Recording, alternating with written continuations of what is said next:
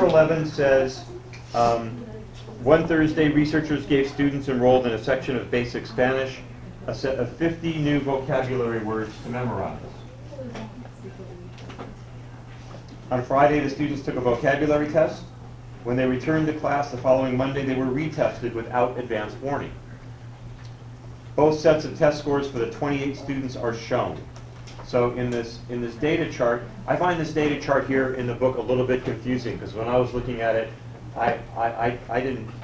And it would be better if they had just two columns, one for Friday and one for Monday. And if you have a question like this on the test, there will be just two columns, one for Friday and one for Monday. Because this one, it looked like one group was on Friday and Monday, and another group was on Friday and Monday. It was very confusing to me. But so what you need to do for this kind of a problem is enter the data. So I'm going to go Stat, Edit, and I'll clear out my my list 1. Clear that. Wait. Yes. We're going back to statistics real quick on the bread.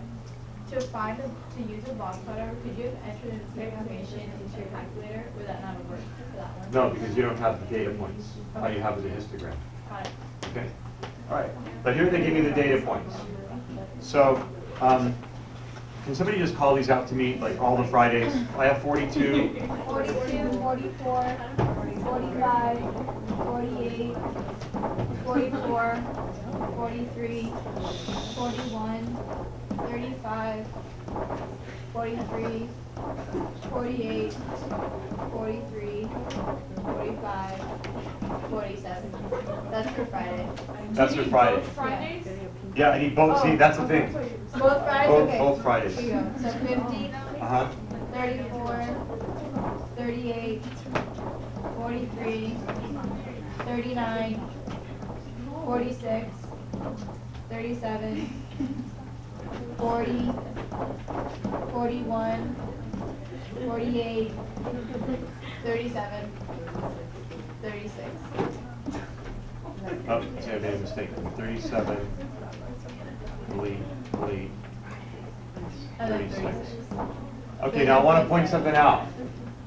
The book says 28 students, but they only gave us 26 data values. Actually, they gave us 25 data values. So I won't put that on you either. I'm just saying, you know. Is there a reason for that, or they just? They messed up. Why is there? So what did that read if they messed up with the entire problem? No. No. I think what it means is that, you know how on a numerical keyboard the 8 is right above the 5? Oh, yes. So I think somebody hit the 8 instead of the 5 when they were typing this in. That's what I think happened, right? Okay, so now I'm going to go to list 2. So the question is, why is there 2 Fridays and 2 Mondays? It's because it's a poorly drawn table. And it really should just be one list of Fridays and one list of Mondays, because all the students took the test on Friday. The Mondays next to each other. Yes, they could do that. You know, it's poorly drawn. It took me a while to figure it out. We should call them. Yeah. All right. So give me the Monday values. 36. 36. 44. 44. 46. 46. 38. 38. 40. 40. 38. 38. 37. 37. 31. 31. 32. 32. 37. 37. 41. Wait, 37. Go ahead. 41. 32. 44. 47. 34. 31. 40. 41.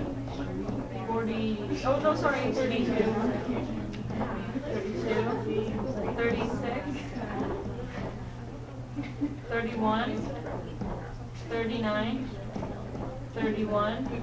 And 41.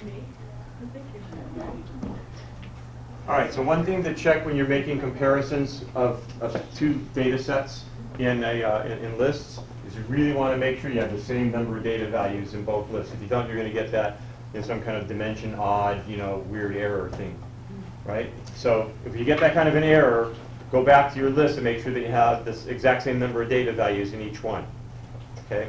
So what they're asking me to do in this one here is create a graphical display to compare the 2 distributions of scores. Well, we can do that pretty easily.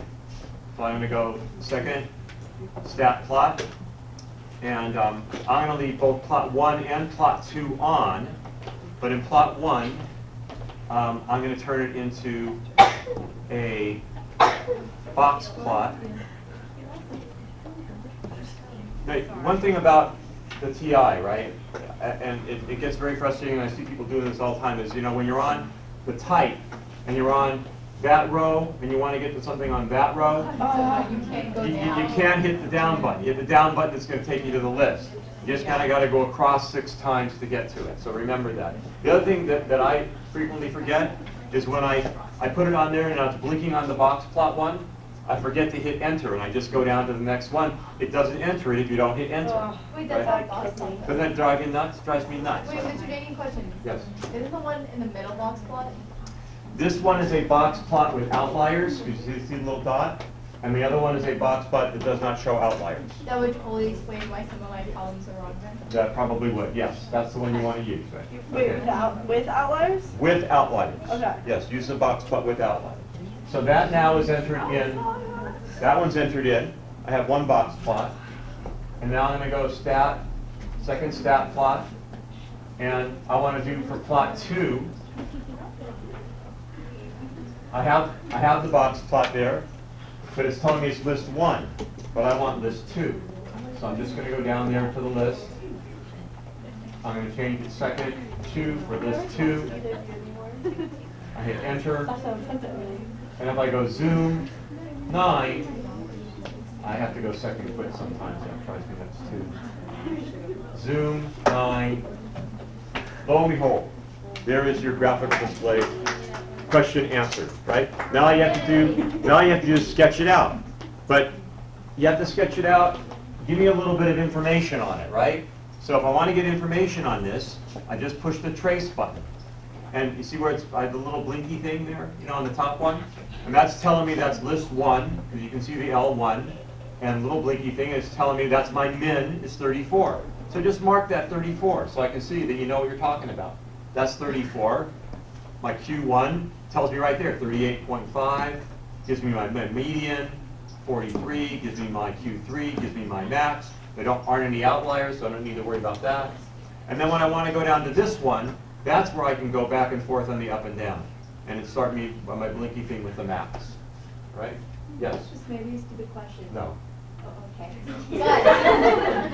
No, the question is, there's no stupid questions. Sometimes when I try and like do the median, the max, and whatnot, it gives me just like every single point rather than skipping to each one. You know what I'm saying?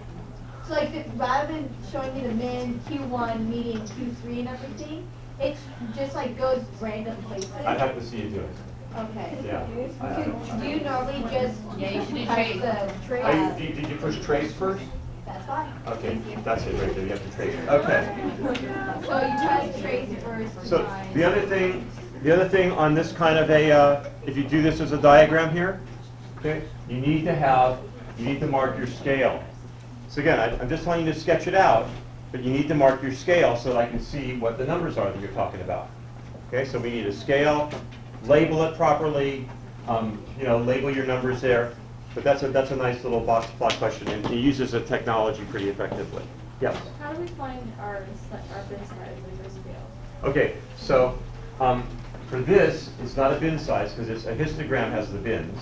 This is a box plot, and the way you find your scale is, well, what I would do is I would kind of go up here, and I'd say, well, that one there is a max of 50, so I would come down to my x-axis and I'd put a 50 there. Oh, I see. Yeah, and I'd look at what my lowest one is there. So I would just kind of write the numbers on my scale so that I could see at a glance, you know, what I was looking at. So I would put a 50 here, right there, which I can't do because it's not a smart board. And then I would go down to this box plot here, and I'd go over to the min. And I'd write a 30 like right there, right? And then I'd fill in between 30 and 50, and then I would have a scale on the bottom. Does that make sense? Oh.